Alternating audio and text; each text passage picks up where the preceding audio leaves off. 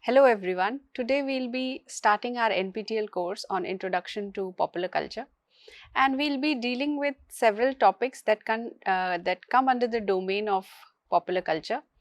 But before venturing into the discourse of popular culture and how it has been situated in the Indian context, we will be first looking into the definition of what popular culture is, because the meanings are diverse and there are plenty of scholars who have given different meaning and definition to the term popular culture. Before venturing again in the definitional paradigm of popular culture, let us see what popular culture is. Now, Raymond Williams has defined it, or rather he has made a comment saying that it is one of the two or three most difficult or complicated definitions in the English language. Now, this brings us to the discussion that if culture, the word culture is so difficult, how the meanings have been before, and in the modern day context, how the meaning of culture has changed. Now, looking at the other definitions of popular culture or culture in general, he says that a general process of intellectual, spiritual and aesthetic development. And he gives example from Western Europe, where people like, the philosophers, the spiritual aesthetic factors and great artists and poets. So this is one of the definitions of the word culture, where we take the input of intellectual, spiritual and aesthetic development. Now, moving on from this definition, we have the second definition, which is, it says that a particular way of life, whether of a people or a period or a group, and it includes religious beliefs, religious festivals, holidays, sport, literacy, etc. Now, what this definition means is how one perceives certain things in their day-to-day life, the social and the cultural, moral values surrounding it. So, this is the definition which is more close to the larger aspect of popular culture. And the third, it says, is the work and practice of intellectual and especially artistic activity. It means the text. So, these artistic activities are music, it could be films, it could be advertisements, and they act as a text. And these texts and practices whose principal function is to signify, to produce meaning, or also at times it becomes the production of meaning altogether. So, we see how in so many ways the word culture has been defined. Now, according to John Story, John Story has in his book Cultural Theory in Pop Culture has talked about various definitions of popular culture and how it is situated in different theories, for example in Marxism, in structuralism. But we will not be dealing with the the definitions, how it has been perceived in various different theoretical paradigms. We'll try to locate what culture means, what popular means, and then moving on to the definitions of popular culture altogether. Now, according to Story, the second definition, which is a definition of Raymond Williams, it talks about the people, their practices. Okay, this is what he is referring to here, where the meaning of the popular culture most aligns. And then the third meaning, which is about when it tells us about the signifying the practices, and for example again the soap operas, pop music, as they act as text. Now, William also says further in his foreword to Culture and Society that it is idea of culture and the world itself in its general modern use came into English thinking. So, the term culture as it exists in the English dictionary is a modern approach, and it was seen, or its usage became common in the Industrial Revolution era. This also tells us about the effect of culture, that it could be in a way a sort of transformation, or it also signifies some sort of resistance, because what happened during industrial revolution is quite evidently studied. Now, the definition of popular, we already saw what culture means, where it is situated, basically the practices of people, such as religion, and the aesthetics from the Western Europe, the philosophers, the high art that they um, wrote or drew, the poetry that was coming from there of aesthetics. So we see how the meaning of culture has been. Now moving on to what is popular. The word popular again situates itself in different meanings. Again, this is mentioned by Raymond Williams. So he says, first current meaning says well liked by many people. Now what is well liked by many people also situates in mass culture. So from here we begin to explore the word popular and popular culture. It also says that it is a inferior kind of work. So bringing in the idea of high culture and low culture, or highbrow culture, lowbrow culture, as Dewitt made it very significantly popular. Then it also says works deliberately setting out to win favor with the people. So what is popular, or where mass or many people are involved, it says that it works deliberately to win favor from more people. And lastly, culture actually made by the people for themselves. So what is popular? That is something which is made by the people and for them. So we see what popular is, the common definitions or common meanings or the current meanings that have been given to us by Raymond Williams. Now coming to the actual definition of what is popular culture. And it is very interesting to note that John Story in his book has given us 6 definitions of popular culture. There are many other scholars that he has included and who do agree with most of his definitions. Some have a different strain of definition or meaning to the term popular culture. We will be dealing and discussing with those.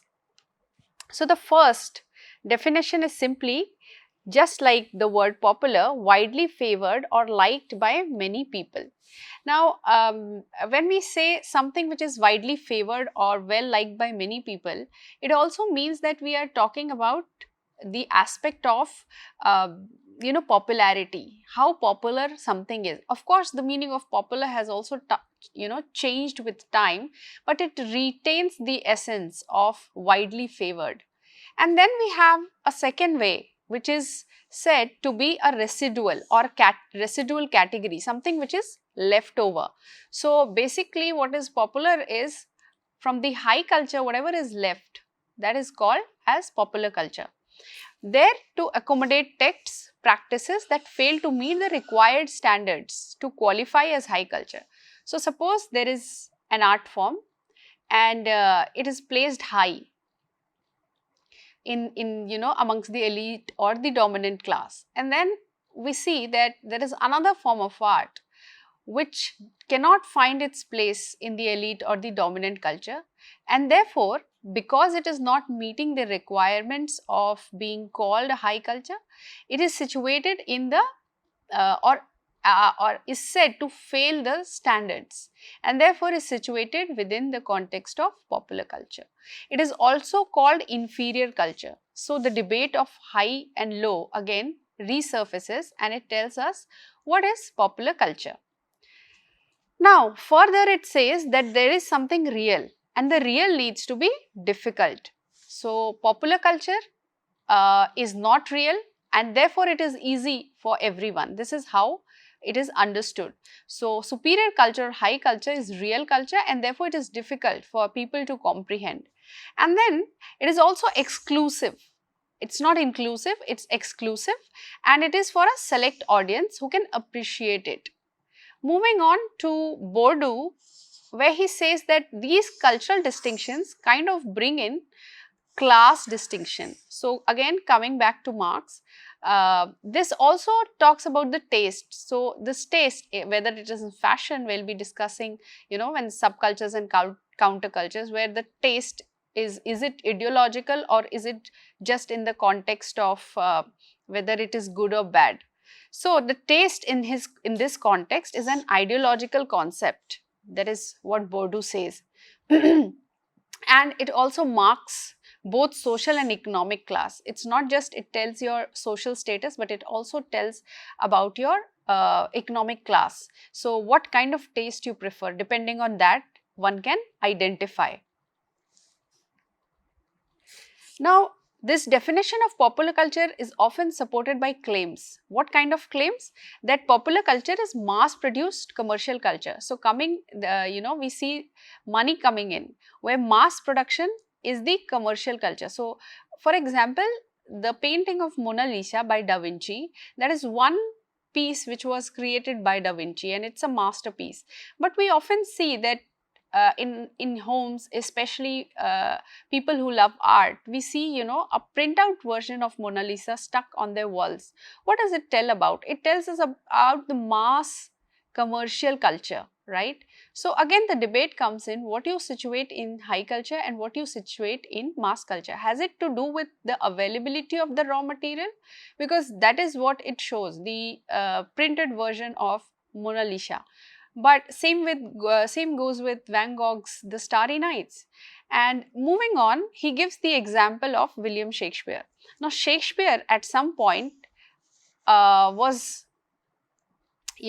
considered as part of a popular theatre, but now he's the epitome of what we call as high culture. Same with Dickens' work. They did not first qualify or met the standards of what is called high culture, but later on they were included in the high culture. So what does it signify? Is there a demarcation, a line or a standard that we are following, or we are trying to look up to? Then similarly, film noir. Now film noir, which is also talking about the cynicism and crime thriller kind of films that used to be part of the famous Hollywood genre. But later on we see that it has become a preserve of the academic and film club, moving from the popular to the domain of what is called as high culture. So how are we going to actually situate any piece of text or practice into these two categories that the scholars have much debated about? Now one example again brings us closer to how to identify, or is there anything to identify. In July 1991, in Hyde Park, a concert was organized by Luciano, and Luciano was an Italian, tenor singer in a way. And tenor seems to be very difficult, so he is situated in that category of opera singers. Now he organized a concert in the Hyde Park of London, and then we see that almost 250,000 people were supposed to attend, but because of rain only 1 lakh of people attended. And the British tabloid wrote on the concert's significance for the masses, and it talked about highlighting its inclusivity by framing Luciano's performance as accessible to ordinary people who couldn't typically attend opera events. Now what does it say? What does it tell us about popular culture? It tells that there is some blurring distinction between high and popular culture which has started or is taking place. Maybe it existed before, but since there were no discussions around, these scholars were high on their argument that it is very degrading. Popular culture is very degrading, and therefore might be that there were no discussions about this blurring of high culture and low culture. Now these tabloids kind of acknowledge the role in redefining the event as culturally significant. Now he being an acclaimed artist performing free for people, what does it signify? Does it signify that his art is not high culture, it is low culture, or what does it signify? So that is the question. Now addressing that, we also can understand that when we ask It is good because it is popular. What is good because it is popular? It was a popular performance. Now this again brings back to the question that if something is good because it is popular, then this particular performance by Luciano was a popular performance, which means it was a good performance. And a good performance again we equate with high culture. Now these are the questions that linger around the discussion of popular culture. Now there are few other definitions of popular culture, and these definitions also few align with the definitions that we have just discussed on popular culture. So it says that there is something called hegemony theory, and this is the claim that theorists of popular culture are really theorists about the constitution of the people. So basically, if we look deeper into this question, what does it say? It says that there is a formulation of a theory is being taken place to constitute what the people is or are, right? So this theory of hegemony is quite important, coming from Gramsci. And then we have Hall, Stuart Hall. He says that popular culture is a contested site for political construction of the people and the relations to the power block. So it tells us about the relationship between the people, which is the common masses, with the dominant or authoritative bodies that are existent, and it is a site, it is a space for negotiation, how these relationships are shown. So it is not as simple of a definition that everyone says or everyone speaks about, but it is a bit complicated, or it is a bit complex in nature. And it also says that this is of course to make popular culture profoundly political concept. Now, yeah, so this brings us to the fact that popular culture is not just a simple definition of high culture and low culture.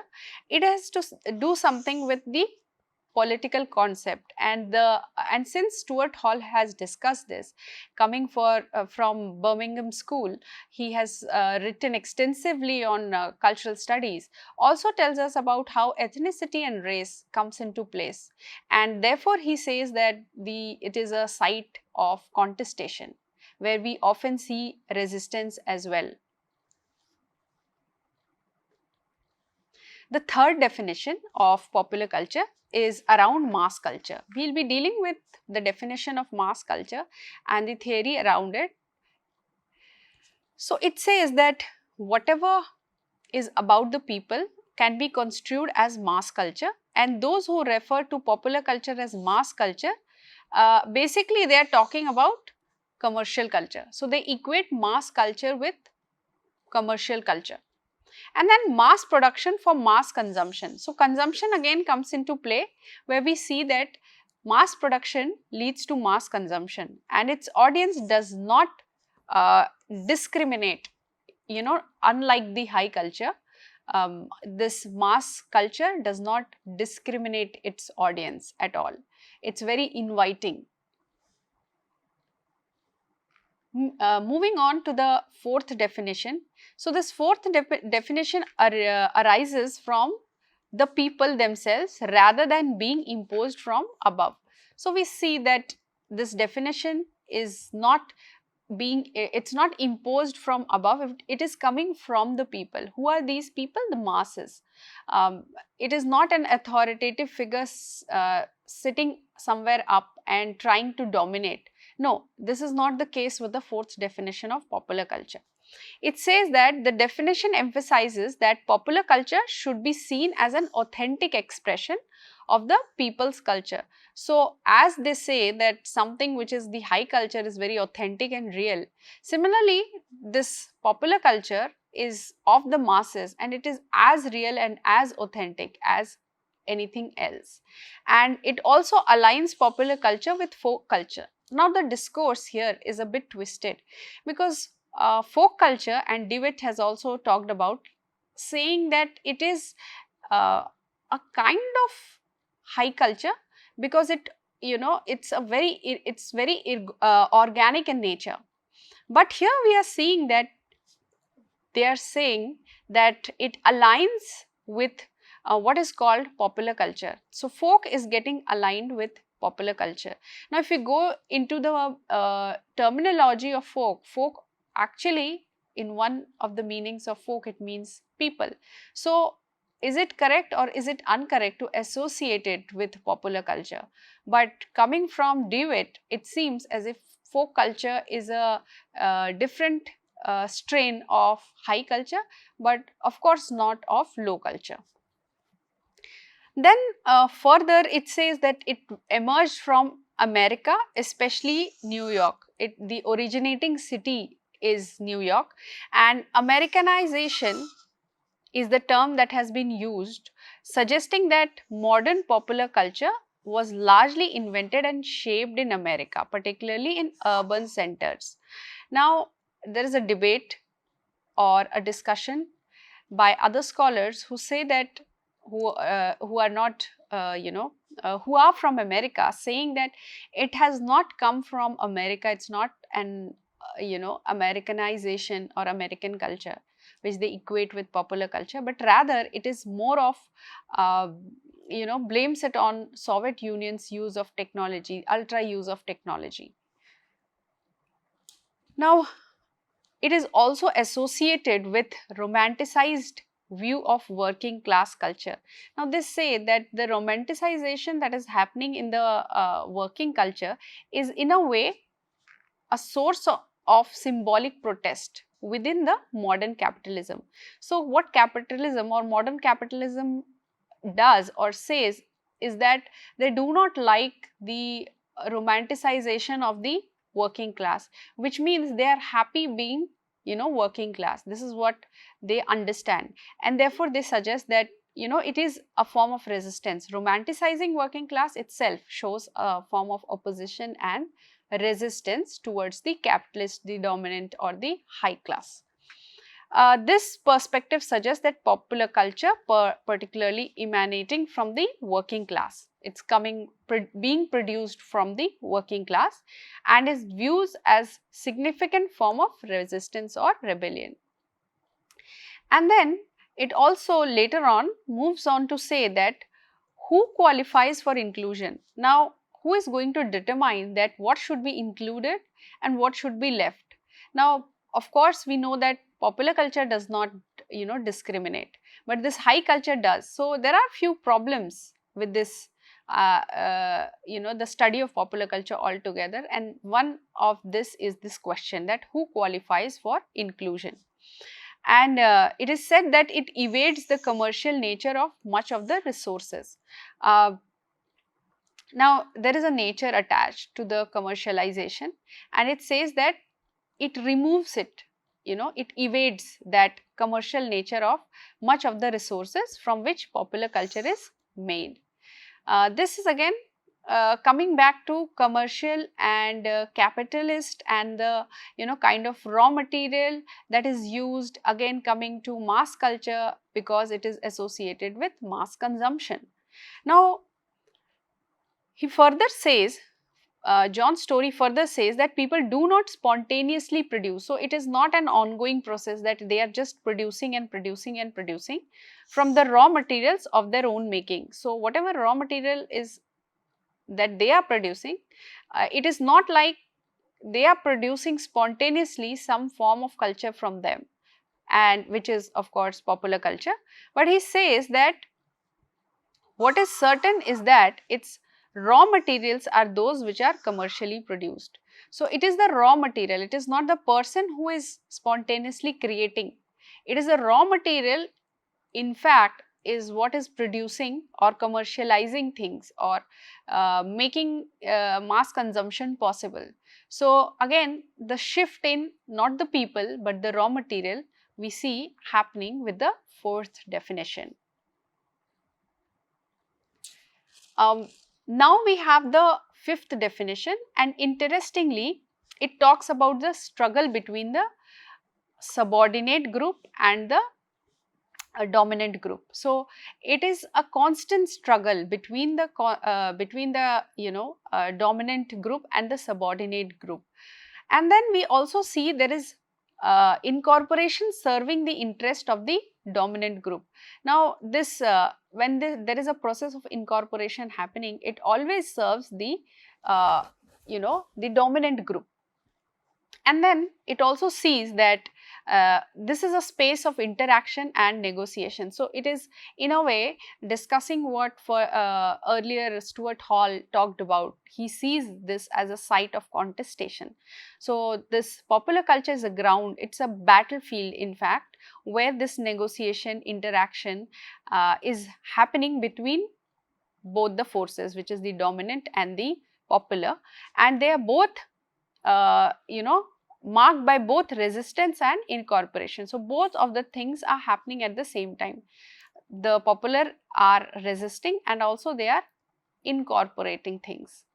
Now what this fifth definition further says is that they are talking about a kind of shift, labels and meanings over time. So the definition of popular culture is not constant, okay, it's not in a latent form, it is always shifting. So the meaning of the word popular or the popular culture itself will change in times. Now we have already seen that the lines of what is called as high and inferior or popular has already been blurred.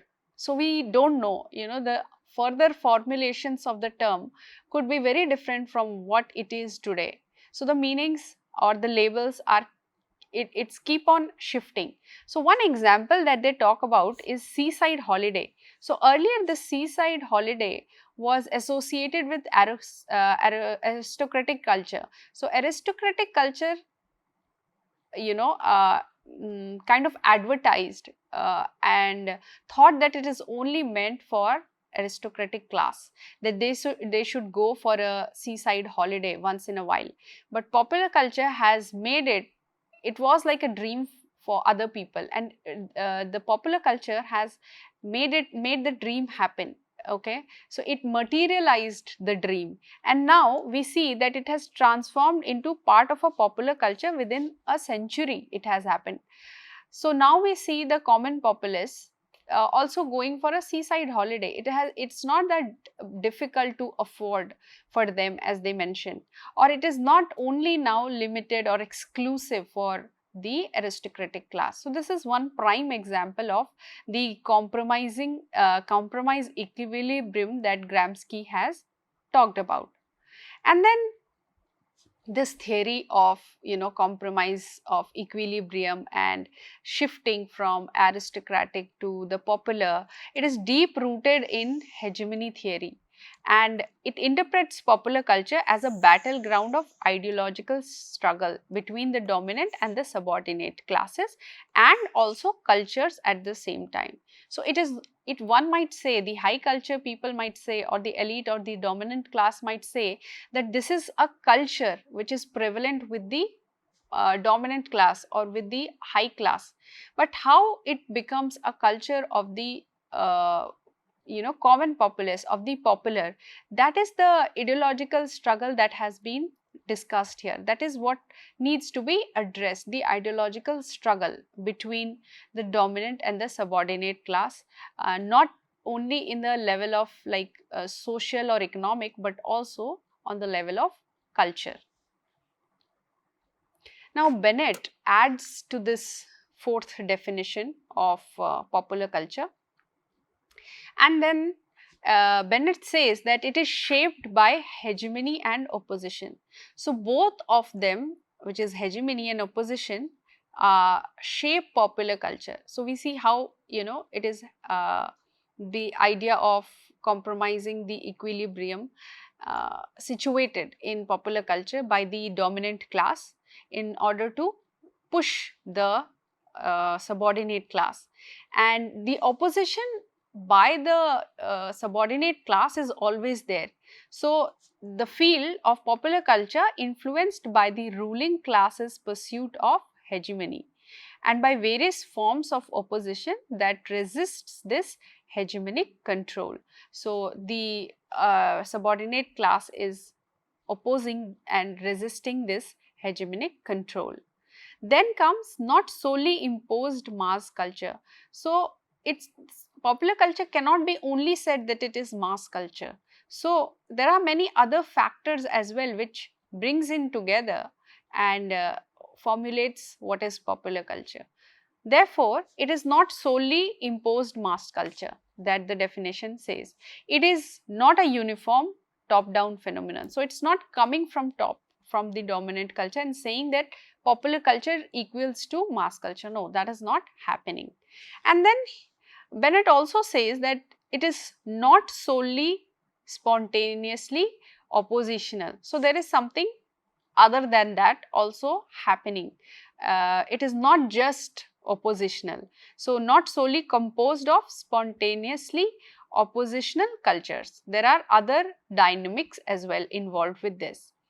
Then it is a space of negotiation. So this idea is aligned with other scholars' idea of popular culture, which is negotiation. It's a space for negotiating ideologies and also cultures at the same time. Then Bennett further says that it is an interaction across different types. So it could be the interactions and blend of the both, which is dominant and subordinate and oppositional values.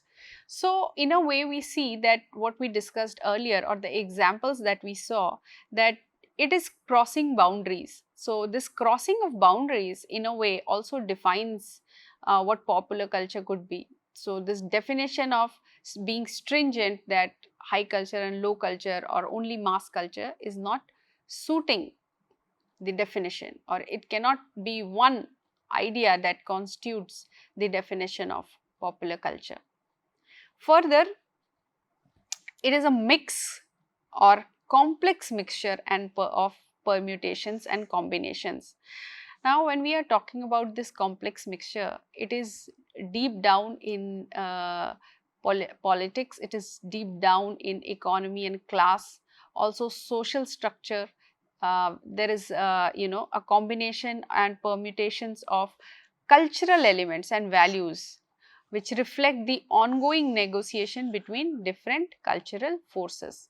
So it could be art, it could be music, it could be soap operas, it could be photography, it could be anything. Those are the cultural forces which actually helps in formulating what is complex mixture and permutations. And now we come to the sixth definition, the last definition of popular culture. So according to this definition, it says that there is no longer any kind of difference that exists between what is called popular culture and high culture. So the distinction has dissolved in a way, it is something to do with the postmodernism or postmodernist debate, the claim about postmodern culture. So in postmodern culture or in postmodernism, we know that there is pastiche, there is parody, there is chaos. So pastiche is an example of what this definition says, that it has blurred and they are kind of bringing in various different ideas, various different definitions to say that it is no longer a distinction. It has become in a way like a melting pot. The example, and it's a very classic example. Now, when artists achieve hit records due to their songs being featured in television commercials. Now, an artist is asked to lend their songs, of course, there is money involved, to feature in an ad. Now, in an ad, they are promoting a product. That product could be anything. It could be, a soft drink. It could be a clothing brand. It could be anything. Now, the question is the song itself being sold, or it is the product being promoted? That is the question. So, when one says that, it is an artist's song, it's a work of art, which again equates to something high culture. And then we say that it is being promoted now through a song, it is played in a commercial. And when we look at the video, the song playing along with it, what are we looking at? Are we looking at the artist's song, or are we looking at the product? So which is more important? Which becomes more important? Is it still the song, or is it the product that is now more important? So these questions are in a way blurring the boundaries, and it is a key aspect of postmodern culture, which is the blurring there is no distinction, and where traditional distinction between cultural categories are challenged and redefined. So we see it acts as a challenge now, and it is getting redefined. So in coming times, we might see a different definition of uh, popular culture, or a different theoretical aspect of popular culture popping in, which is most likely to happen, because with the kind of definitions that we have looked into, it becomes very important and also very obvious.